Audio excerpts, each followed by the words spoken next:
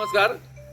अगदी शॉर्ट टाईममध्ये मी आपल्या सर्वांना बोलवलं. आपण सर्व आमच्या निमंत्रणाला मान देऊन या ठिकाणी आला त्याबद्दल मी सर्व पत्रकार बांधवांचा या ठिकाणी मनापासून आभार व्यक्त करतो आणि स्वागत करतो. खरं तर आज आपण एका आगळ्या वेगळ्या विषयावरती पत्रकार परिषद घेण्याचा निर्णय केलेला आहे.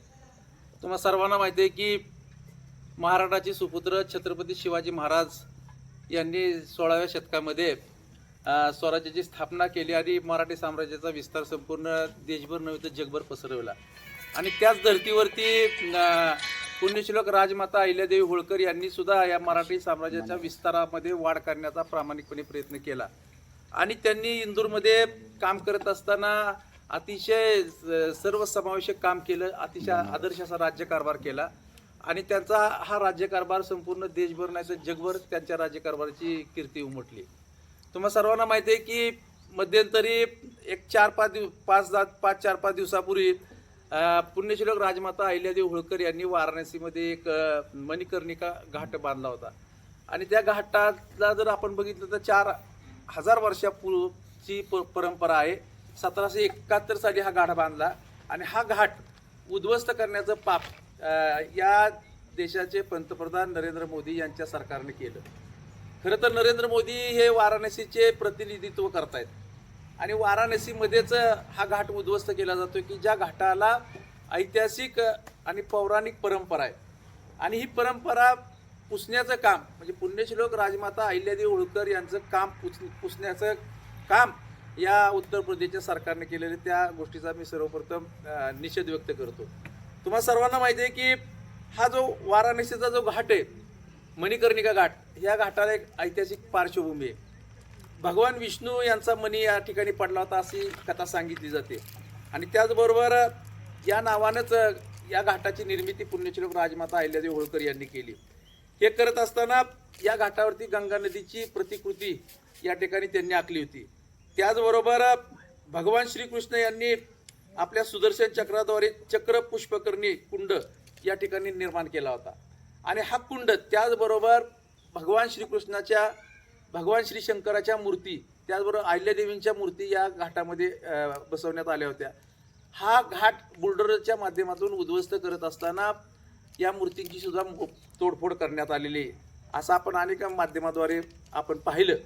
आणि ही गोष्ट खरं तर हे सरकार एकीकडं हिंदू धर्माची लांगोल चालन करते आणि हिंदू धर्माचीच म्हणजे जी संस्कृती आहे ती संस्कृती पुसण्याचं काम या सरकारच्या माध्यमातून होते. आणि म्हणून या सरकारच्या विरोधामध्ये महाराष्ट्रातीलच नव्हे तर संपूर्ण भारतामधील सर्व समाजाच्या लोकांना सर्व समाजाच्या प्रतिनिधींनी याचा जाहीर निषेध केलेला आहे.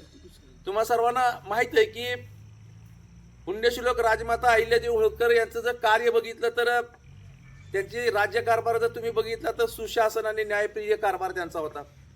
धार्मिक आणि सामाजिक कार्यामध्ये त्या अग्रेसर होत्या. महिलांसाठी त्यांनी आदर्श नेतृत्व उभा केलं. त्याचबरोबर त्यांच्या राज्यामध्ये शांतता आणि सुरक्षितता ही मोठ्या प्रमाणावरती त्यांनी निर्माण केली होती. आणि लोककल्याणकारी धोरणं त्यांनी आपल्या राज्यामध्ये राबवली. आणि असा आदर्श प्रशासन, धर्मावरती निष्ठा आणि लोकसेवेचे प्रतीक म्हणून पुण्यश्लोक अहिल्यादेवी होळकर यांच्याकडे पाहिले जातं. आणि हे होत असताना वाराणसीमध्ये तुम्ही एकीकडं पुण्यश्लोक अहिल्या मातेची पुतळा उभा करण्याचं काम करता आणि दुसरीकडे तुम्ही त्यांनी बांधलेला जो ऐतिहासिक घाट आहे तो घाट पाडण्याचं पाप करता. हे पाप आपण कशासाठी करता? खरं तर ह्या ऐतिहासिक वारसा असणाऱ्या ज्या काही वस्तू आहेत त्या आपण जपल्या पाहिजेत.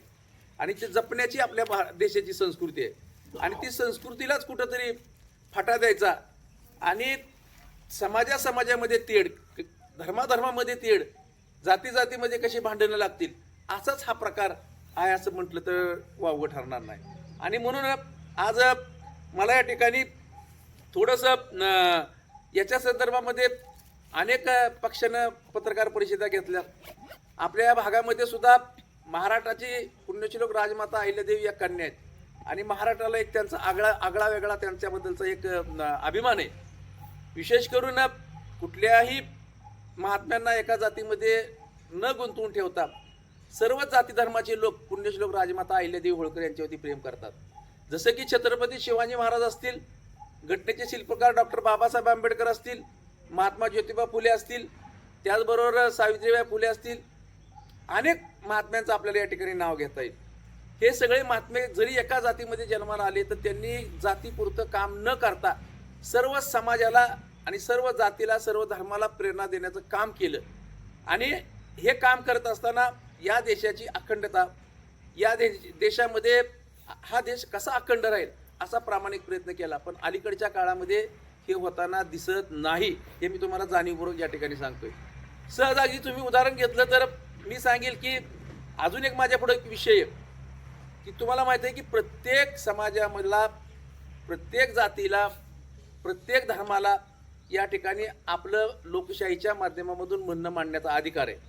आणि तो अधिकार आपल्याला बाबासाहेबांच्या घटनेनुसार प्राप्त झालेला आहे.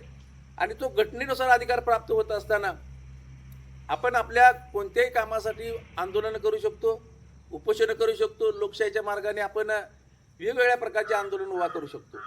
त्याचाच एक भाग म्हणून आता मध्यंतरी धनगर समाजाचा एक प्रश्न आहे की अनुसूचित जमातीचा गेली 60 वर्षे प्रलंबित आहे. आणि धनगर समाजाला अनुसूचित जमातीची सवलत मिळावी म्हणून गेली 60 वर्षे देशामध्ये, राज्यामध्ये अनेक ठिकाणी आंदोलनं झाली, मात्र सरकारला काय जाग आली नाही. तुम्हाला एक साधं उदाहरण सांगेल की या राज्याचे मुख्यमंत्री देवेंद्र फडणवीस हे लबाड मुख्यमंत्री आहेत. हे कधीही खरं बोलत नाहीत. ज्या ज्या त्यांनी आजपर्यंत गोष्टी केल्या त्या सगळ्या खोट्या गोष्टी आहेत. तुम्ही बारकाईने अभ्यासा, तुम्ही सगळे पत्रकार आहात. जे ते सांगतील ते करतच नाहीत. 2014ला त्यांनी आम्हाला सांगितलं होतं की आमचं सरकार आलंय की पहिल्या कॅबिनेटमध्ये धनगर समाजाला अनुसूचित जमातीची सवलत आम्ही लागू करतो, पहिल्या कॅबिनेटमध्ये. आज 2025 आहे. म्हणजे कधीच खरं बोलायचं नाही, नसतं बिंबीच्या देठापासून बोलायचं, पण खोटं बोलायचं. आणि सगळ्या समाजामध्ये, जाती जातीमध्ये, धर्माधर्मामध्ये तेढ निर्माण करायची. तुम्ही बारकाईने बघितलं तर तुम्हाला माहिती आहे की या राज्यामध्ये आज जे भारतीय जनता पक्षाचं सरकार आहे हे पूर्णतः जातीवादी सरकार आहे. आणि या सरकारनं पहिल्यांदा तर हिंदू मुस्लिमांच्या मध्ये फूट पाडली. त्याच्यानंतर बारकाईने बघा मराठा समाजामध्ये आणि ओबीसी समाजामध्ये फूट पाडली.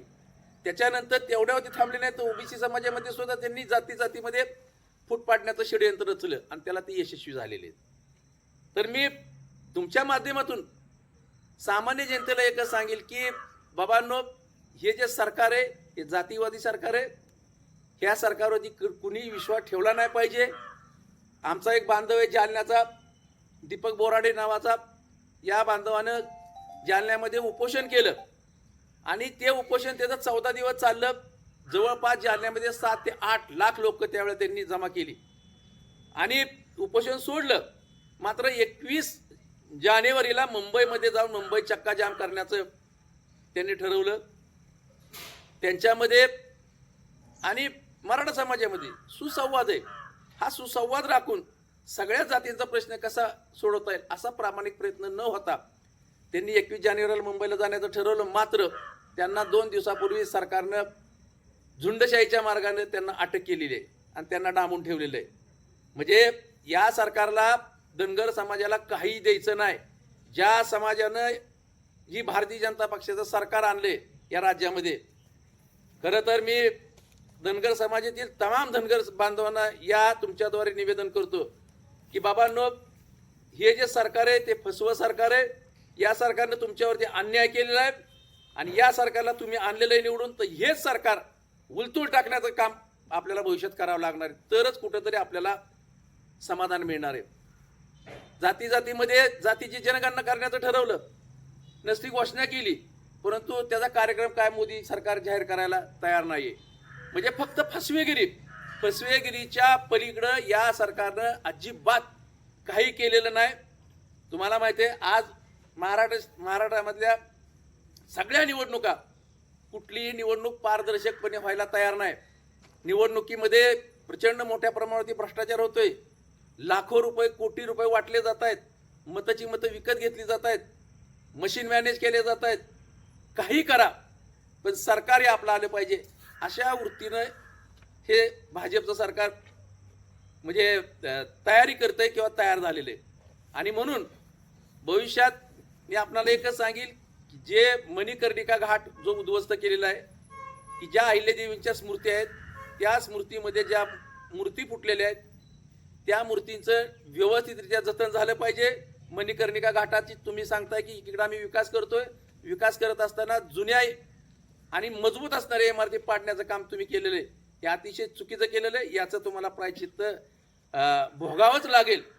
आणि भविष्यात तुम्ही जे दीपक बोराड्यांचं जे आंदोलन आहे ते आंदोलन कृपा करून तुम्ही चिरडण्याचा प्रयत्न करू नका, अन्यथा महाराष्ट्रामध्ये या गोष्टीचा खूप मोठ्या प्रमाणावरती गंभीर असा परिणाम होईल. एवढंच फक्त मी या ठिकाणी तुमच्या माध्यमातून सरकारला इशारा देतो आणि थांबतो. जय हिंद, जय महाराष्ट्र.